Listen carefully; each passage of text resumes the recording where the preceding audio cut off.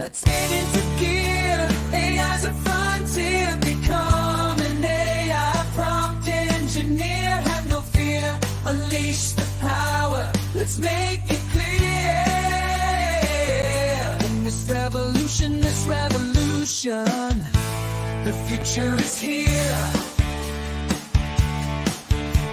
Data's the fuel. Let's ignite the spark. Learn prompt engineering. Make your mark. Break the code. Let your mind embark on a journey with AI, where possibilities lead our dark. Get ready for the AI revolution. It's time to rise. With prompt engineering, we'll reach greater skies. Unlock the secrets, let innovation mesmerize. In the world of AI, let your dreams materialize.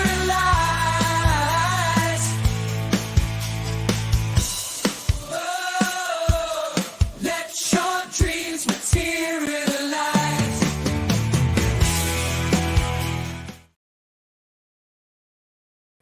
Welcome, everybody, to another fantastic episode of A Summer with AI. My name is Joe Marquez, and I am here to bring you the latest and greatest of generative AI all summer long. If you've missed our episode, this is episode number 3. You can definitely go back to our YouTube channel and watch the first 2 episodes. It's really not that difficult to do. All you have to do is go over to YouTube and either look up Sons of Technology, or just go to youtube.com/Sons of Technology, and you can find episodes 1 and 2 there, as well as our companion episodes for our challenges that are also happening each and every week. This is a big week in AI because I've been saying it every day. AI is changing. Every week AI is changing, and this week was no different. We saw a lot of big announcements from OpenAI at their event on Monday, and then Google's I/O Summit. We saw a lot of things about Gemini that are coming out, both in Workspace and on the Android products. So lots of things that are coming your way.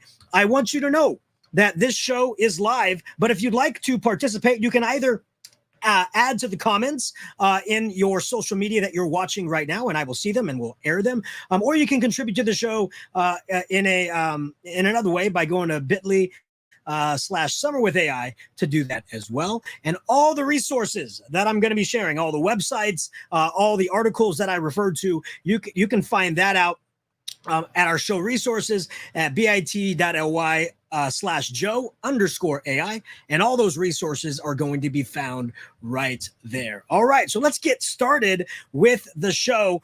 We are in episode 3, and we're going to be looking at getting into gear, how to become a prompt engineer. This might take a couple episodes. This could be gear 1, and next week could be gear 2 as we go through it. Last week, our challenge was to kick the tires and take one of these tools for a test drive. I said, check out Gemini, check out ChatGPT, check out Claude, check out the new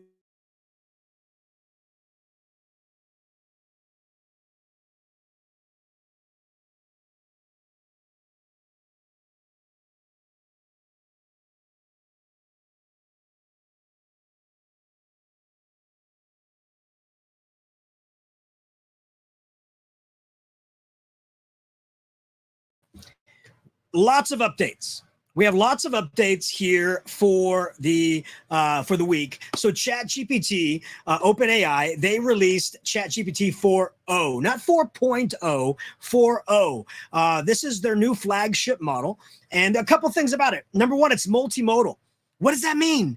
That means it not only accepts text as the prompts, but also voice and visuals and sound. It's pretty amazing. I'm going to show you a couple things. It has emotive responses. So if you ask it a question verbally and it can tell that you're a little bit flummoxed, it'll acknowledge that you're a little bit flummoxed. The 4.0 is going to replace 3.5 in the free version. It's going to be limited, not all of the other features that are going to be in the pro version, but you'll still have the 4.0 engine behind it. A couple things that it's updated. It is now 82% likely to respond to disallowed content. So that's content that can cause harm, biases, etc. And 40% more likely to produce factual responses, meaning 40% more likely to reduce incorrect or just completely made up responses. I found this very interesting. Microsoft is highly invested in OpenAI. Last year they put $10 billion into the company, but all of the demos of their new features were featured on Apple products. They're featured on an iPhone, on a Mac. I'm just putting that out there because Apple's going to have a huge event in June. So maybe something's coming up with Siri that has a serious connection to our Chat GPT friend. I wouldn't put it past them. Then Google came out with their newest form of Gemini. It's going to be a core of the Android operating system, and it's going to be infused into all facets of workspace. It is also multimodal. And they have a couple new features as well. There's AI Teammate, which is going to be there to help you with, things that you do for work, reminding you about meetings and things like that. So that's going to be neat. And there's another thing called Gems, which is a play off of Gem NI. Think of My GPTs, where you get to create your own little custom model for different purposes. Imagine at a school district, you have a gem specifically created to help write grants, or a gem specifically created to help write IEPs, right? So gems would be focused on particular tasks, which can be brought up to speed by the user.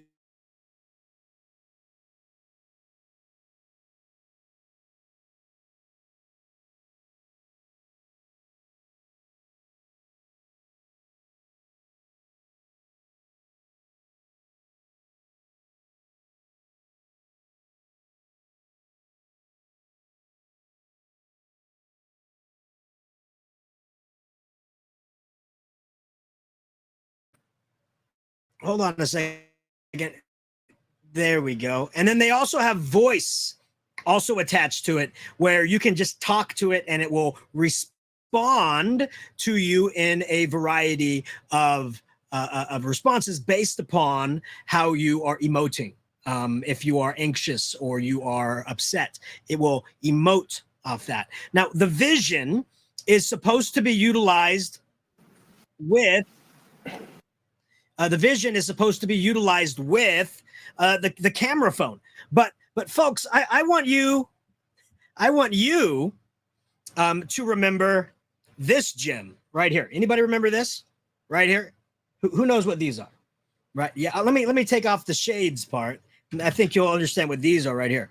Yeah, Google Glass.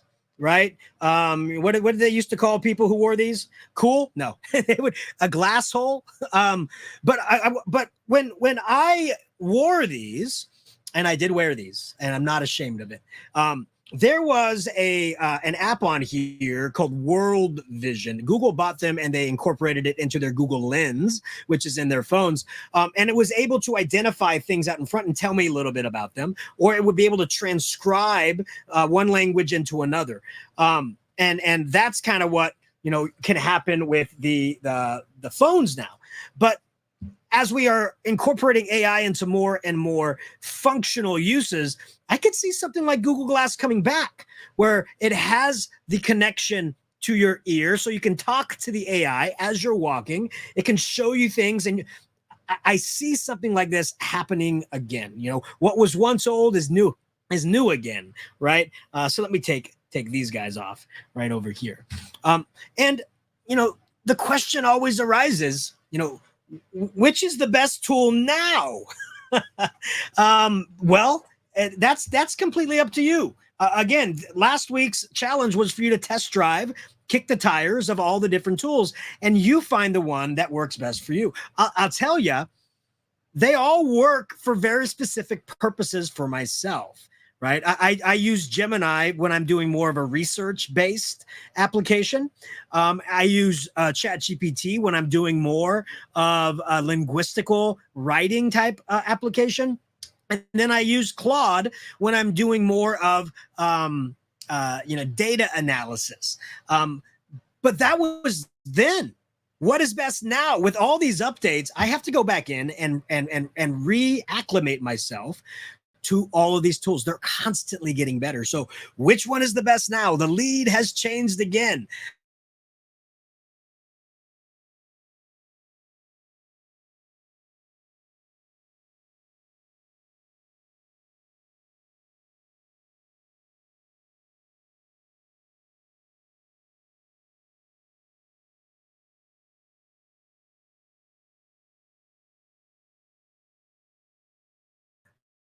The problem, the problem with these tools right now, right? Because these companies are looking to make money, that's not a problem. But all the best stuff's going to be behind a paywall. And if in education, all the best stuff is also behind a paywall, that means we have to convince districts that it's beneficial to pay the extra money to have these AI features. Some districts will say, well, we don't have those funds. It may be beneficial, but we don't have those funds. Others are like, well, these funds are going to be spent elsewhere. We see the benefit, but they're going to. So are we creating a multi-tiered education system where well-funded schools get the best features for teachers and students that don't have that much funding to be able to spend on things like this, they don't get these features? And if we limit AI in schools, then students who don't have access to technology or internet at home, they're not going to have that AI experience that is going to be fundamental in the future. We're going to be limiting that. And so we have to ensure that our students have access to these tools to understand them. Okay, they don't have to use it for everything, but they need to understand them, understand how they can be incorporated into their daily routines. That is key. So we have to keep that in mind as we continually go down. And when we use AI, we have to have a purpose. We have to have a plan. We have to have intent, right? So I like this ACUBE model. Artificial intelligence, intentional inclusion. We have to have intent to include the AI in our practices. Ask yourself, why am I using this AI? Could I do this without AI? And it's not that much extra time. What am I going to ask it? Don't just go to it. Have a plan in place. How am I going to ask it? How am I going to write my prompt? And to be honest, every plan needs to have a beginning. And that's what today's Summer of AI episode is about. The beginning of getting into gear to become a prompt engineer. Now, I want to give a shout out to Brent Warner. He's all the way in Japan for a little bit while longer. He should be coming back to the States shortly. But if you don't follow him on LinkedIn or on the Twitters, definitely find him at Brent G. Warner. Amazing individual. Check him out. He has a lot of great prompts and a lot of great ideas to be using AI in an educational platform. But prompt engineering is blew up about a year ago. Companies were hiring individuals who knew how to talk to these machines. Think of it as like the AI whisperer. But there's a prediction that prompt engineers as a sole job is a fad. And I can see exactly where they're coming from, because prompt engineering may not be a sole job. It may be a skill that you need to do your job.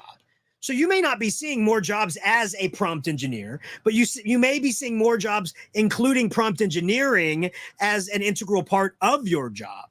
I love this quote from Yuno Chen. And she is a prompt engineer for a marketing firm in China. And they were saying, what do you think about people saying prompt engineering is a fad? Your job is a prompt engineer. Do you think it's a fad? And she goes, I don't think it's a fad.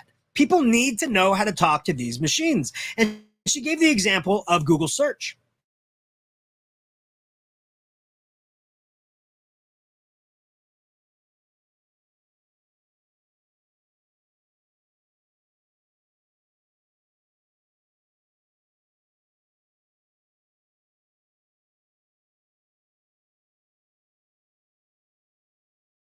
The opportunity, we're going to have the opportunity to prompt. And some of us who've been practicing prompt engineering are going to have an upper hand in that prompting process. So we are going to have somebody who can run prompting better than others. So it is still an essential skill that I believe that you need to run through. And you may see people giving, hey, read this book on prompt engineering, read this book, read this book, read this guide. I love this quote. And the quote says, "You don't need a prompting guide, not at all. What you need is something that doesn't come easy. What you do need is a strong grounding in language." Here it says preferably English, but actually, ChatGPT, when they announced their new features, they have 50 languages that ChatGPT can work with now, text and verbal. So that is awesome. I believe Google is at 30. But a strong grounding in language, a relentless curiosity of a 5-year-old, and the intensity of a pig hunting for truffles, right? That means you have to dive into it. And you can't give up. You have to keep going, even when the machine is not giving you what you want. That's how you learn the skill. But I want you to focus on a strong grounding in language. What that means is people with a strong background in biology will be fantastic prompt engineers for biology corporations. Somebody with a strong background in special education will be the best prompters for special education purposes. That means our skills as educators are heightened now, because that's the verbiage, that's the language that's going to help us write our prompts. And that's what we should be informing our students about, that you can't just use these tools to do the work for you. You need to learn the skills, you need to learn the content, you need to learn the vocabulary of the subject you're being taught in order to harness the power of these tools, right? That should empower us, that our background, that our knowledge is what's going to make these tools work best, not the other way around, right? And AI should be our collaborator, right? If we are to use AI effectively and ethically in this world, we need to think of AI as our collaborator in the creative process. And when we're using AI, we need to have an intent to bring them into the process. Humans should always be included in the beginning, the middle, and the end of any prompting process. AI should give you nudges, ideas, and help get you over creative block. It should not be the thing that does all the work for you, right? AI should not be the sole creator of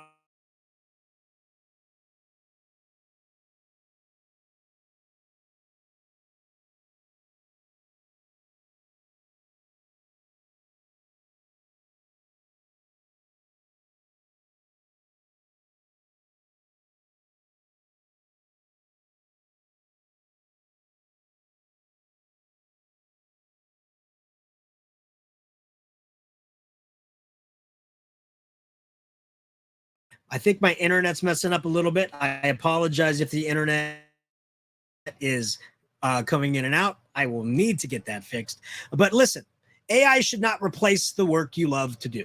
If you see somebody modeling the AI creating a lesson plan for somebody, and you like, I love creating lesson plans, you don't need to use AI to do a lesson plan. You should not let AI replace the work you love to do. AI should replace the remedial work you dread doing. So I always think about the things you don't like doing in your position, in your job, and then think of the ways AI can help you get those things done better and faster than you alone, right? That's the way we need to be looking at AI. And the cool thing is we get to decide that. As educators, we get to decide that. Like, think of it as a running scale, right? Like lesson design. If you want to have more control over lesson design, you do most of the work. You move over to that left side of the scale, and you're doing most of the work, and only having AI help to accentuate it, right? To lift it up even more, right? But what about lesson feedback? What about increasing that feedback cycle? If the AI shows to you that it can provide effective and essential feedback in a split second, wouldn't we love to have our students have that feedback done more rapidly in a more efficient and quick manner? I think that would be an amazing, right? So you decide what area do I want more control over, and what area do you want to have AI to have a little bit more control over? That's the cool thing. You get to decide that. You get to make that decision, because we are now in an era of multimodal prompting. What does that mean? That's a big word. I showcased for you that ChatGPT 4o has multimodal prompting, and so does Gemini now. That means it can view, using the cameras on your computer or the cameras on your phone, it can view the world around you and tell you about it. You can ask questions about it, right? I know we have some apps, like let's say you see a flower and you have an app and you click on it and it scans that flower and it runs it through a database and it brings you up pictures of flowers similar and it tells you what it could be. We know we have those apps, but this is, you go, what flower is that? And like on Gemini, you can circle it, right? Or what flower is that? And it tells, oh, this is the da da da da da. And you can do follow. Well, where is it normally located? I've never seen it here. Like, you can talk to the AI as if you're talking to a guide, like an expert, right? You can talk to it and it can understand your emotions.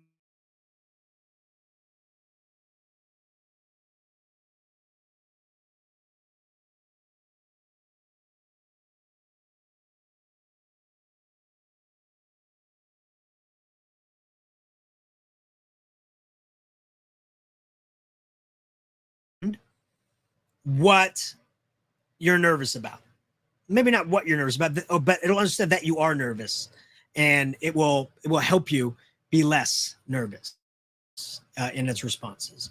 So in order to do this, we need to be able to prompt. Now, vision is now going to be a prompt, like you can be a prompt. Your facial expressions can be a prompt. Remember, a prompt is just something that the AI uses to craft an output. So, like, think about touch, your touch, right? So your touch, you touch something, and it takes that environment and it sends it to your brain, and your brain goes, "Hey, that's hot. Move your hand." So the prompt is you touching something hot, you moving your hand out of the way. That's the output, right? A prompt is an action or something that it's looking at, and then there's a response from it, an output, right? And so a blueprint for prompting is, how are you going to input what you're asking this thing to do? And so this is my blueprint for prompt engineering. And now this is an order of importance. So task is the most important thing. Why? Because if you don't have a task, if you don't have an ask, if you don't have a reason to be using the AI, you don't even need to write a prompt. So the task or the ask is the most important thing, right? And then it goes down in least importance. And this also, when you're writing your prompt, you do not need to have it in a particular order. You don't have to have the ask at the beginning if you don't want to, okay? As long as it's there. And so this blueprint is almost like a checklist. Think of it as a checklist. When you write your prompt, these are the checklists, these things you should be checking off. So a task, what are you asking it to do? And it should be an action verb. Write for me, ideate with me, think with, like, what is the task, right? So build me a science lesson. That build is a task. Then there's the context. That, even if task wasn't the most important, context would. Okay, context is incredibly important here, and this should be the meat or the tofu. I'm not judging. This should be the meat of your prompt.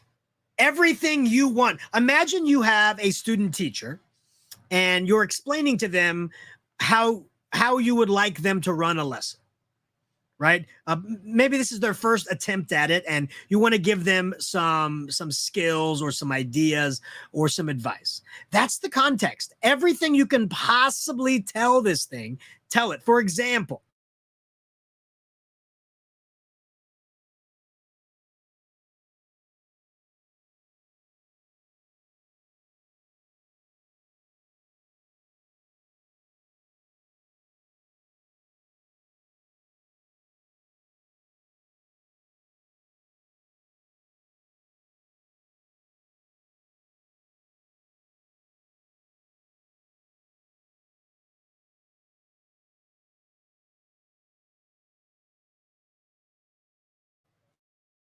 has enough context.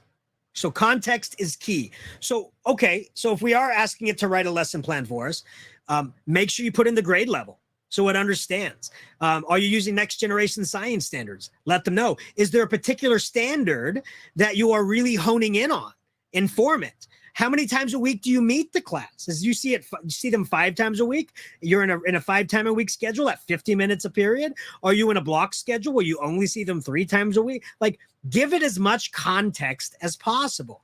Maybe you want to say, I want to incorporate some technology. Can you please incorporate some technical aspects? Maybe you could say, we only have 1 computer. Can you, in the lesson plan, could you help me identify how each group can use 1 computer? As much context as possible. Exemplars would be, what references do you want to use? Do you want it to use the next generation science standards?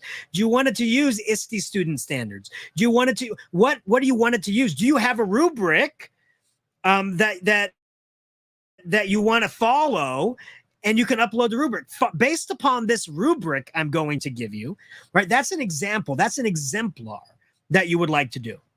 A persona. Persona helps to hone in on who the ChatGPT is going to pretend to be. For example, before you do the task, you can say something like, you are an expert lesson designer tasked with helping me create a new lesson. So we are going to work together to craft a new lesson for my 8th grade science classroom. Right? So I'm giving it a persona so it knows to hone in within the data set. That's all the data it's been trained on. Hone in on lesson design principles, right? Hone in on curricula creation. That's changing that persona helps with that. How do you want it outputted? Do you want it in paragraph format? Do you want it in bullet points? Do you want it in a table? Because it can make tables for you. So what's the output preference? And then tone or style. Right?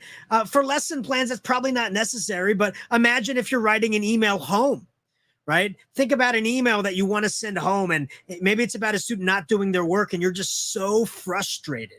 And you wrote an email, and you're like, does my frustration come through in this email? Well, don't sit there and agonize over it. Take your email, throw it into ChatGPT or Gemini or Claude, whatever is your favorite at the moment, and say, I need to write an email home to a parent. This is why, this is what's happened. This is how I'm feeling. Here's the email that I wrote. But I need you to look at the email and ensure that I don't have any unwanted tone. So please make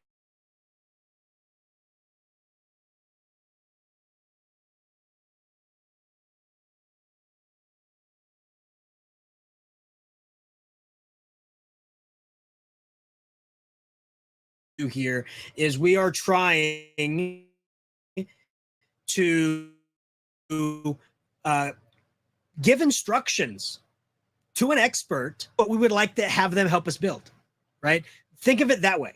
Instructions that we are giving to a collaborator, to an expert, to help them create something with us. That is that.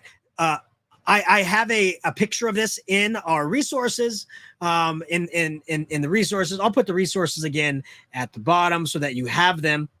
And you can just take this for your reference if you want to. But this is what I always go through. It's like a checklist again. It's like a checklist of when I'm writing a prompt. Do I have my task? Do I have enough context? But here's the cool thing. If you forgot to add anything in your context area and it produces something for you that you don't care for, you can always do a follow-up prompt. And I'm going to give you an example and show you how that works. We also need to understand that we need to acknowledge that the data that these tools were trained off of is human data, is human writing, it's human thoughts, it's human expression. And we know that humans can be inherently biased. Absolutely. Right? And so to correct this, right? Well, because they're inherently biased, they can produce biased responses in the output. And in the early days of AI, early days of generative AI, when ChatGPT first came out, you couldn't read an article that didn't mention the bias or the derogatory terms or the harm that these things are spitting out, right? But they've employed guardrails now. Remember I showed you that ChatGPT is now, I think it said 60% less likely to provide any harmful or hurtful information because of the guardrails. They in the background, they're putting up guardrails to prevent these biases from coming out. And that's good. But some of these tools are doing something that I call shadow prompting to correct biases, also known as prompt optimization. What does that mean? That means you take your prompt, you send it in to the large language model, you send it into the machine, it rewrites your prompt in a way that it thinks you mean, or in a way that will produce less biased results. And then without showing you that new prompt, it'll push it into the machine and then generate an output for you. Why does it do this? Well, a couple reasons. One, of course, to mitigate biases and to enhance diversity, of course. But also, they do this because these tools want to make money. Yes. And if we put in a prompt that is horrible because we're not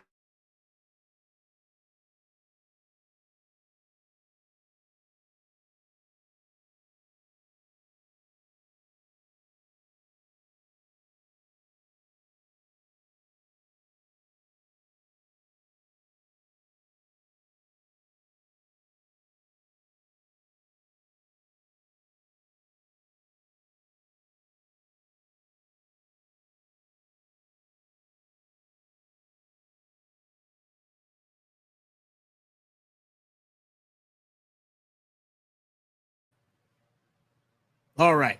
So these prompt optimization techniques or shadow prompting is there to make their output look better towards you. Let me show you a quick example. This is a ideogram. This is ideogram. I use it for a lot of images. You can see I've made a lot of images for the promoting of this, but I want to show you something. Actually shows you their re-engineered prompt. They call it a magic prompt, right? And so here's my original prompt, and here's their magic prompt, right? And so they've changed it a bit because they want the image to look good, because they know if it doesn't look good, you're going to blame the tool, not blame yourself. And so they do re-engineer it. So I just want you to be aware that these tools have this prompt optimization built into them, right? And that's part of that two-pronged approach of mitigating bias, right? So because the data was trained on was created by humans, and it can create it's full of bias. The developers, they hope the user can create better prompts to remove that bias. But the developers also want to ensure they're doing as much on their end to mitigate these biases. So they're putting rules in place, guardrails in place to ensure that biases are reduced. Okay, so we can continue to be vocal to the developers on how to craft equitable, safe, and non-biased tools. We can do that, but that's us telling them this is what we want. We have to do our end in ensuring that our prompts can help mitigate biases as much as possible as well. What does that mean? Well, first is we have to acknowledge that even our words can be inherently biased. Even our words can be, and I'll show you in a minute what I mean by that. Our vocabulary can be inherently biased. So by carefully crafting our vocabulary, we can limit biases within our outputs, right? So I call this prompting the bias out, right? But first we have to acknowledge that the biases exist so that we can prompt them out. So what does that mean? This is what I use. Now, there's multiple ways of approaching mitigation of biases. So I'm not saying other ways.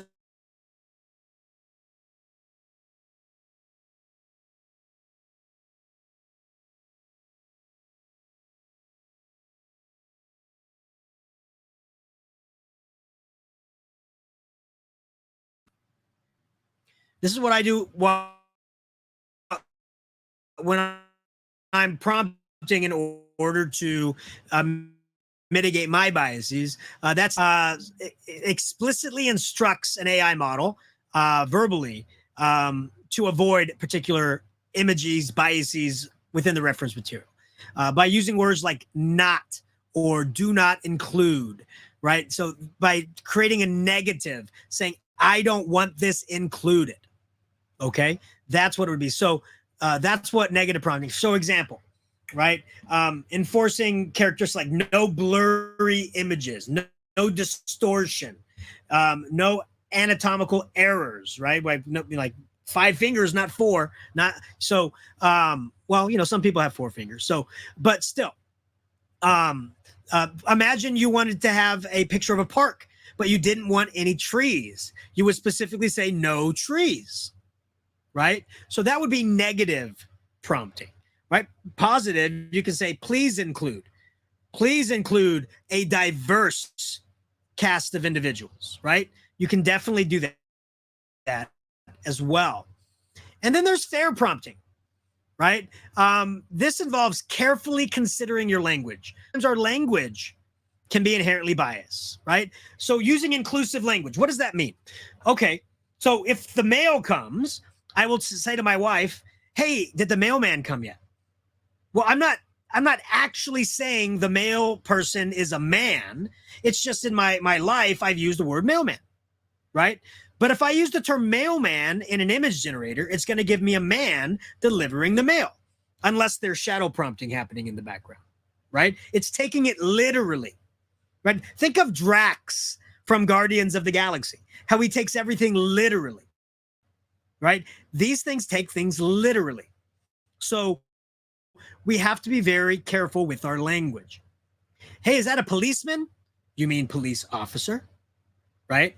That's what I'm talking about. Mail carrier, not mailman. So be very careful with our language, right? So that's basically what fair prompting is. In inclusive language, neutral descriptions, diversity of prompts, including different perspectives, context of relevance. So all of these things will help to at least limit biases in the outputs, right? But again, I want you to understand that when we are using these tools, sometimes they are doing prompt optimization, okay? I wish they would tell us they have done that. Sometimes what I do is I'll ask the prompt, ask the machine, can you please show me the actual prompt you use?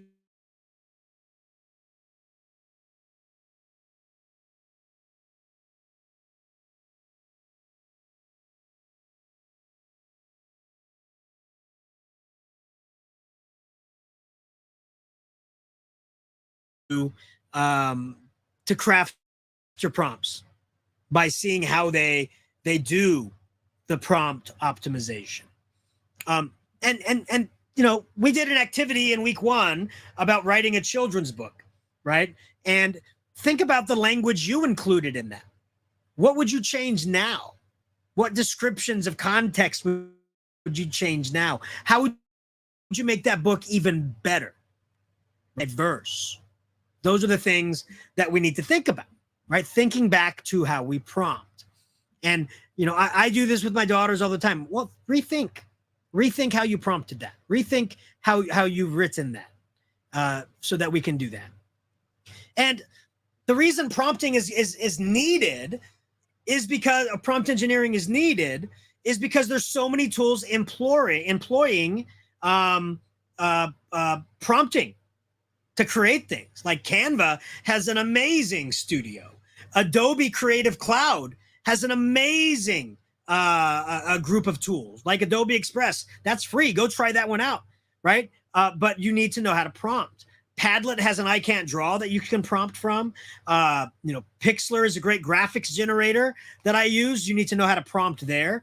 Quizzes is doing a great job. You should be able to. So Microsoft and Google, all of these things, the better you prompt, the better the output, right? Think back again to that quote that said, everybody knows how to Google search, but I can do it better. Everybody knows how to prompt, but I can do it better by learning how to prompt engineer. right? So that's what we need to be looking at. And how is generative AI helping students today? We're going to go more into this. I want to pick one of these. Actually, let's actually look at yeah, again, let's look at how students are using these today, right? They're helping with paragraphs. They're helping writing a paper, not writing it for them, but helping, right? It can be used as a math tutor, an AI reviewer. Imagine if they wrote their paper and they want a first pass instead of a student peer review, it's an AI peer review.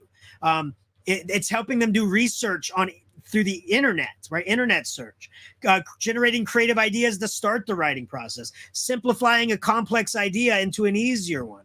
Helping them write or complete computer code if they're in a computer science class and they get stuck. This is just the tip of the iceberg about how students are using it.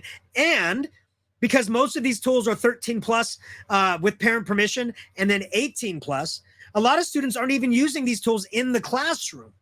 And so once these become more adopted at age level, they're gonna find even more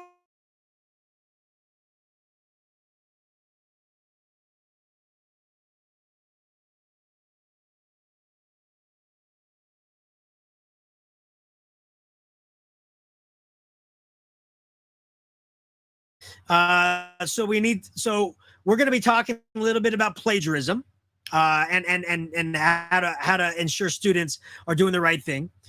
We are also going to talk about talking about abuses versus uses of AI, right? Proper uses of the classroom. How do you create these norms of use, not only in the classroom level, but at your site level or your district level? What do you consider an abuse of AI, and what is a proper use of AI, right?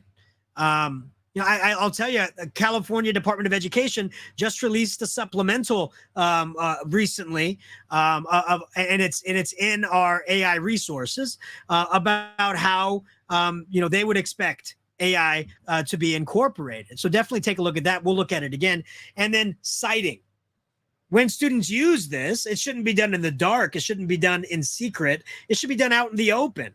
And so we should get students excited about citing AI's work. And we'll talk more about this in a special episode. I believe it should be episode 5, called AI Citations and Check for Understanding with Students. Okay, we'll dive deeper into that. All right. So I want to just quickly go over, again, things to remember when we're using these tools. Generative AI outputs I don't want to use hallucinate anymore. We don't want to give it personality. So they can give wrong answers and factual inaccuracies. The outputs can be biased. So make sure that we are always critiquing the output and reprompting to remove them. When using these tools, they are free. Never put any personal or financial information into them, please. Never let these tools do all the work for you. They should be used as a collaborator, not a crutch. Always use follow-up prompts, and we'll show that. Always have a reason to use these before using them. Know these tools aren't sentient, and always use please when you are done. Right? So let me show you, hold on, let me show you some of the teacher sides of this.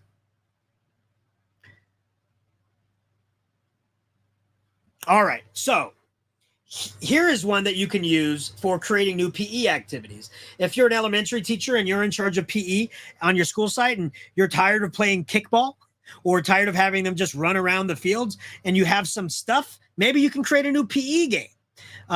Or if you are a PE teacher at a secondary or elementary or high school and you've been doing the same old games forever, maybe you can ask AI to help you out. For example, and again, let's go back through our prompt engineering blueprint. What is our task? What is our content? Context, right? Do we have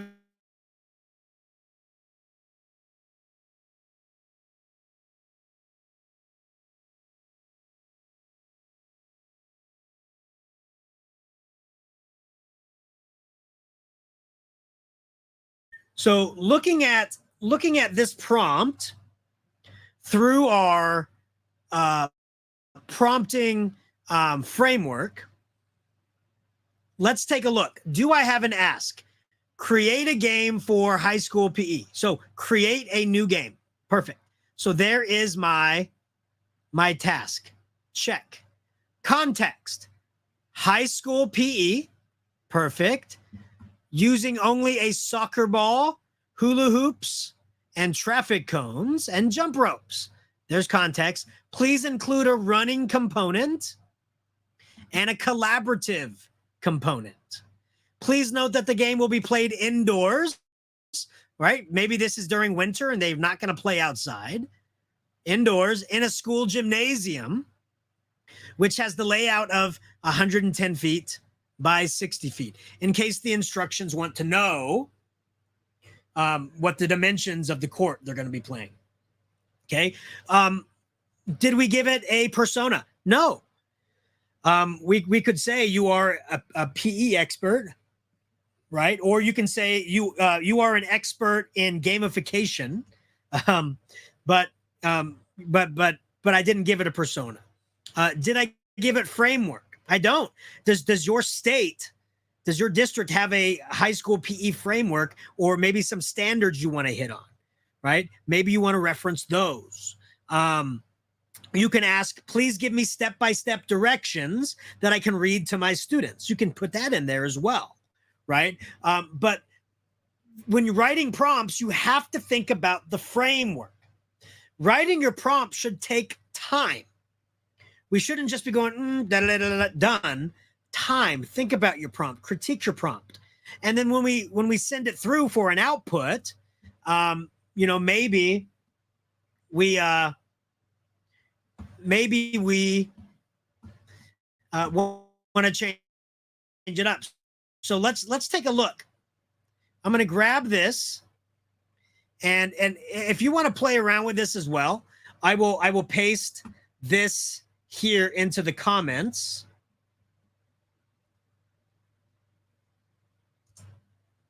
There we go. So you can copy and paste that and use it if you want to. But let's take a look. I'm going to go over here into ChatGPT. I'm going to create a new chat. Now, this ChatGPT should be updated to the new 4.0. And you can tell it is the new 4.0 because it allows me to attach now. The 3.5 used to not do that, right? And you can see coming down here that I'm using ChatGPT for everybody. It's not even giving me an option to go back to 3.5. But let me paste in the high school PE game. So hit enter. And you can see it gives the name of the game, Hoop Relay Soccer. It gives me the objective, complete score points by competing a series of relay challenges, equipment needed, right? Equipment needed for 8 hula hoops, 16 traffic cones, setup, divide the gym, place hula hoop, where to put them, 20 feet apart. Now it knows the setup, right? Team formation, divide the students into 4 teams with an equal number of player. Maybe I would want to say in a follow-up, my class has 28 students. Can you please ensure that the game divides the students up into even teams, and then tell me, can all the teams participate at once, or do they have to go in order? Rotation. Each player must complete the sequence, gameplay, collaborative component, emphasize teamwork. And now I can say, please provide me with instructions I can read to the students when explaining this game. Right? So please provide me with instructions.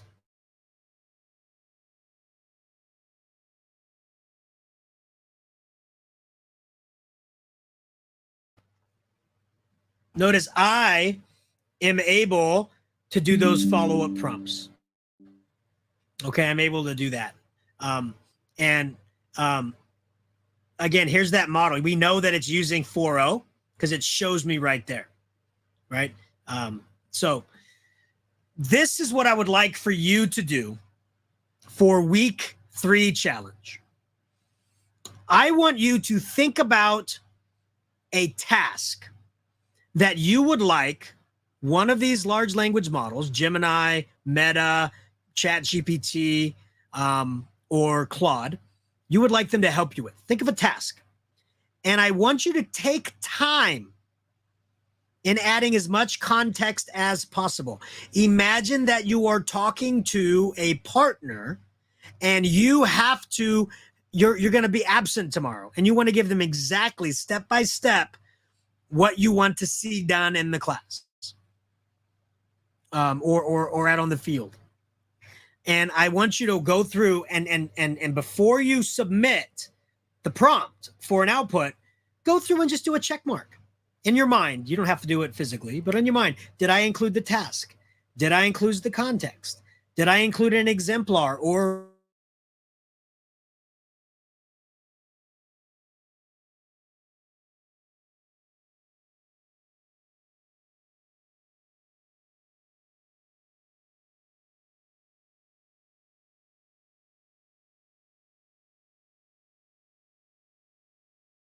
for this week? Okay, again, so that is going to be our weekly challenge for this week. You're going to write a prompt. You can write it.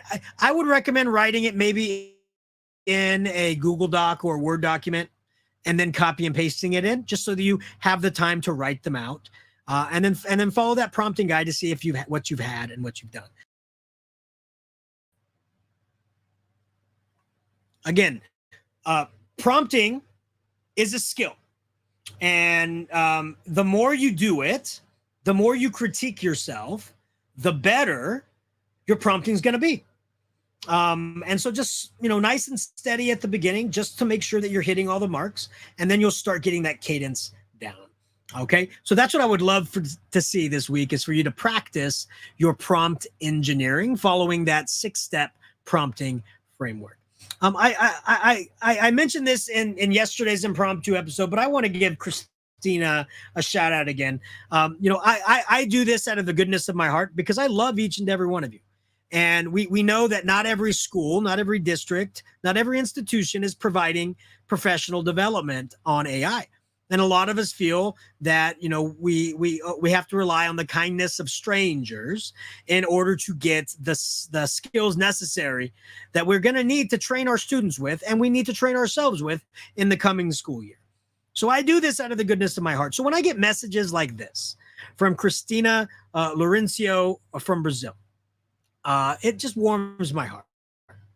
And it makes me want to keep doing this. And she says, I don't have the words to describe how brilliant you are. I've been searching a lot around AI and education, and now I just found the gold pot. Congratulations. I say thank you. I say thank you. I do this for teachers like you, Christina, teachers like you, everyone who is watching.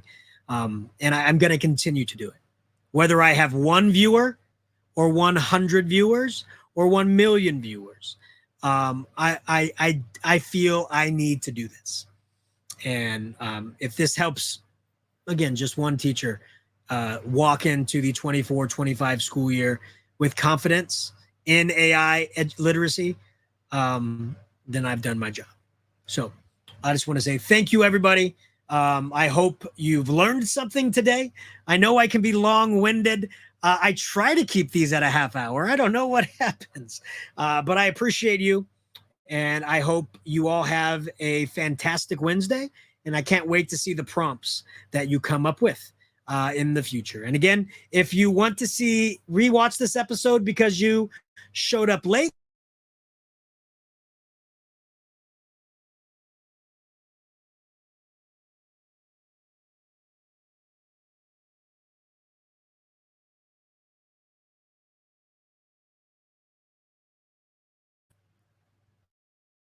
sorry, and if you want to catch up on more episodes of A Summer with A, all you have to do is go to our YouTube channel, which is youtube.com/Sons of Technology, and you can watch all the episodes there. If you like this show, please hit that subscribe button. Share this out with your friends. We're here every Wednesday at 3:30 Pacific time, and we hope to see you again next week. So have yourselves a wonderful day. In the summer heat, we're feeling the thrill.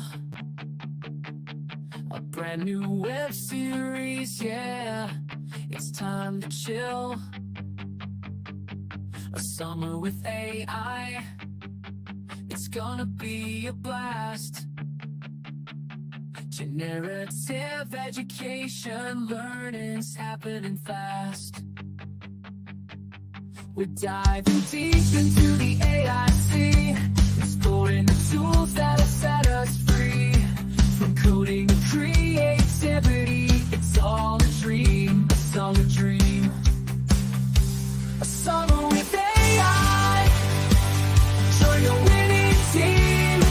AI, AI, it's the name of the king. Learning and having fun, no two things the same. Generative education, the future's bright. A summer with AI, let's take flight tonight.